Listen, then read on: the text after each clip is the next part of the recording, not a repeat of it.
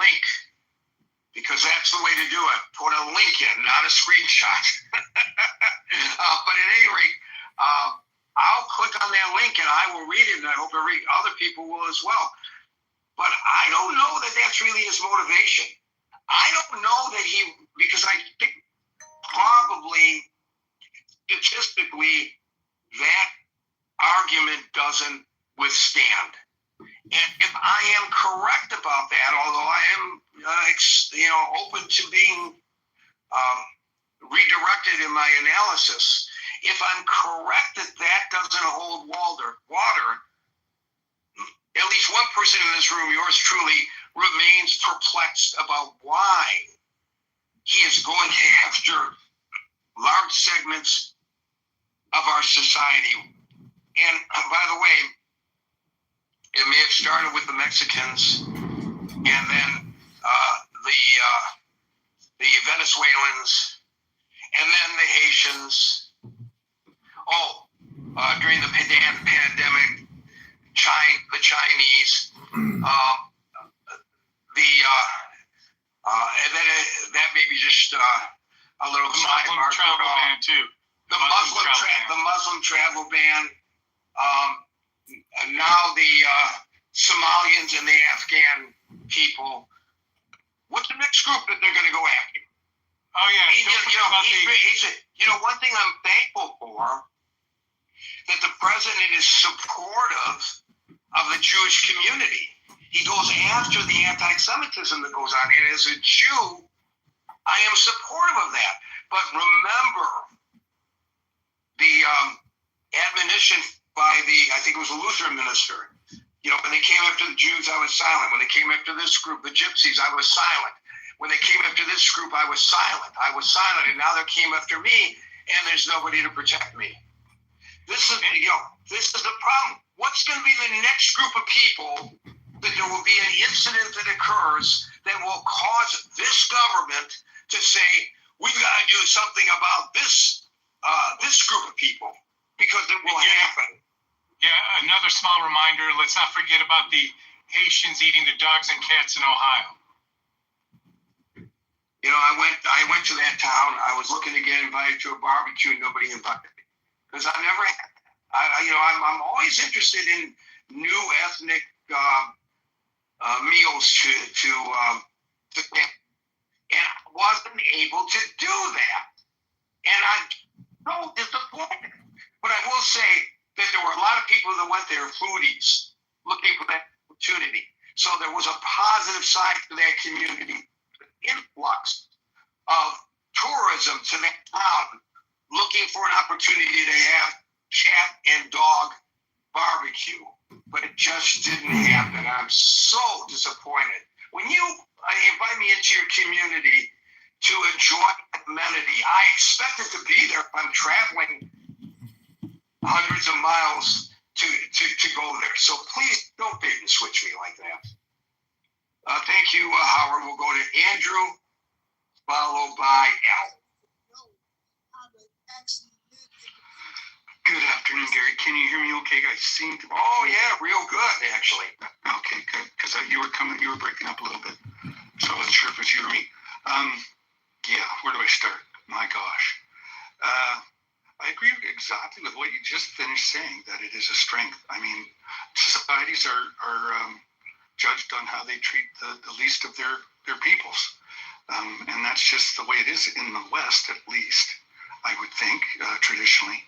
So I agree 100% with that. In fact, I agree with most of what's been said here on the stage, with some exceptions. This stuff is a trope. It's long-standing. When Donald, and I'll answer the question first. No is the answer to the question, and it's extremist methodologies in order to perform this function that they're doing right now. And I think that's where most of the criticism comes from. Does a country have the right to enforce its regulations for immigration? Absolutely it does. How you'd go about doing that, that's the question, and I think that's the burning question here. And I think obviously the methodology that's being used is atrocious, vile, actually.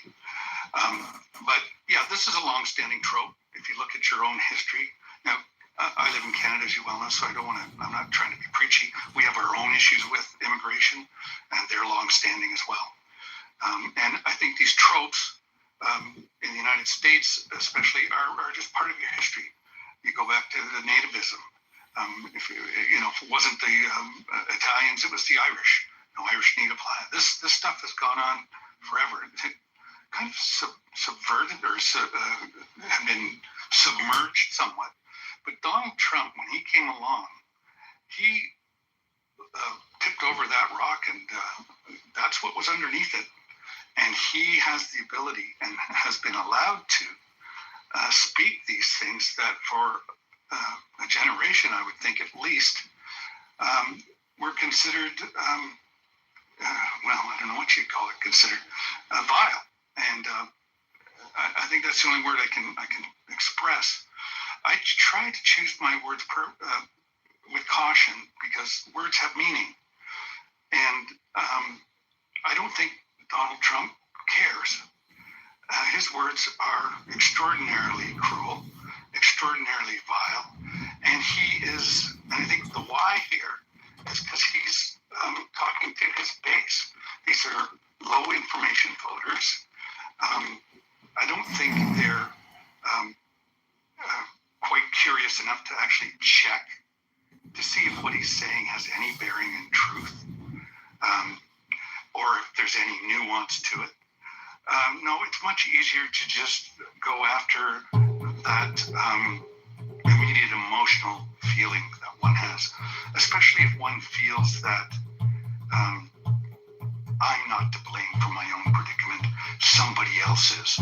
And you started off with, counting off on your fingers who they're blaming. Well, eventually, they'll start blaming themselves, because some in that cadre will look at another in that cadre and go, you're just not up to being in this group. You don't have the loyalty that is demanded. So eventually they will eat their own. It's just inevitable, because they run out of people to point the finger at. And so even in the in-group, those fingers will start being pointed. So I think that's all I have to say today, Gary, and I thank you for letting me up on stage. I appreciate it. And like I said, we have our own issues here in Canada with our immigration. I think one of the biggest issues lately during the Trudeau reign was the numbers and the lack of housing. And that has caused a huge problem, because there's nowhere to put these people initially.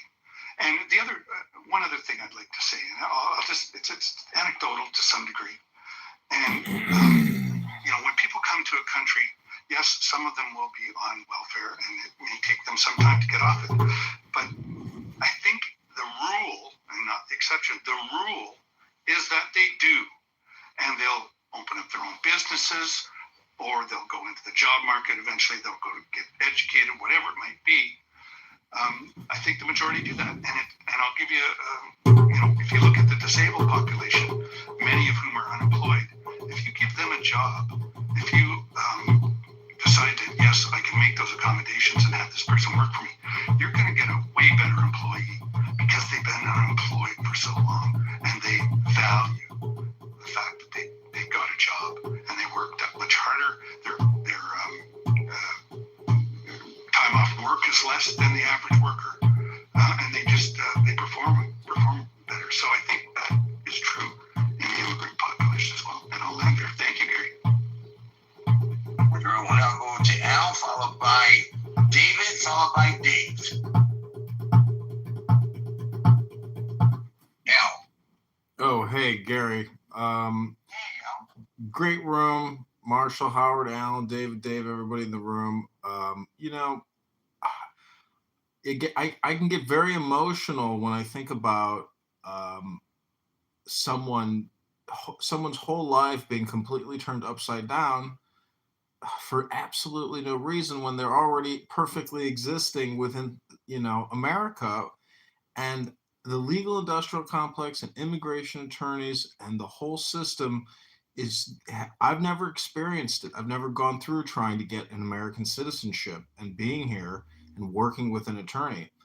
So Excuse me, Marshall? I said this, what you said a month ago. There was an argument about immigration a month ago, and your perspective was.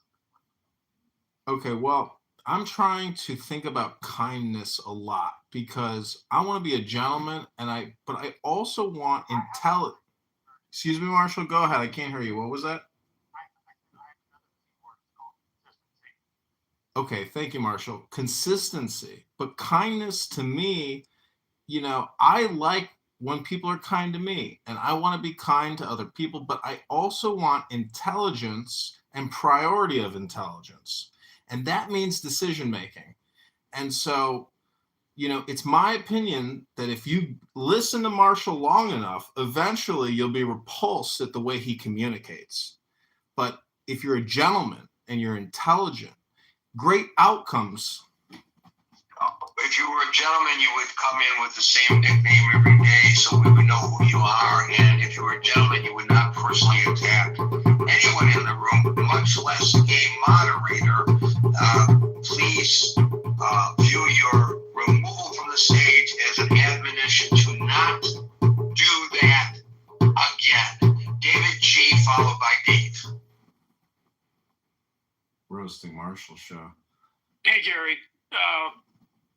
A couple of points to make that sort of dovetail with a lot of Chris's comments as to why this is being foisted on the American people. It's the Make Fun of Marshall Reagan show. A lot of Americans don't understand their history, the history of settler colonialism, which if we look at how this country was founded, it was founded by the 1%, which we have today. But back when the country was founded, these were the landowners. These were the guys that got tired of taking orders from King George. But in order to implement their revolution, they needed the white 99% to fight the war. Not only to fight the war, to tame the slavery, to go after the Indians. And so if you look at the documents and how they were laid out, one of the most genius things that they implemented was the freedom of religion, right? Because in old Europe, that's what caused the wars there. The fighting amongst Catholics, Scotch, Irish Catholic to Protestant. You had the Spanish fighting the Moors. And so this experiment, this United States experiment, benefited and enriched those that told that they had a stake in the society, that it wasn't necessarily land ownership as you had to have back in England or a bloodline, but they were able to frame it as white skin privilege. And so that white skin privilege has done the bidding of the 1% ever since this country was founded, from going west, taking on the Indians, taking on new lands that they weren't able to enjoy back in their former. And I think that's what they was pretty much talking about, the awakening of the chakras. So. Okay. Okay, it makes sense. That makes sense. Right. Cause I've been pretty much busy, but I've been listening to this stuff, and it sounds like it helps you, hit the reset button on your cellular regeneration and stuff like that. Kind of like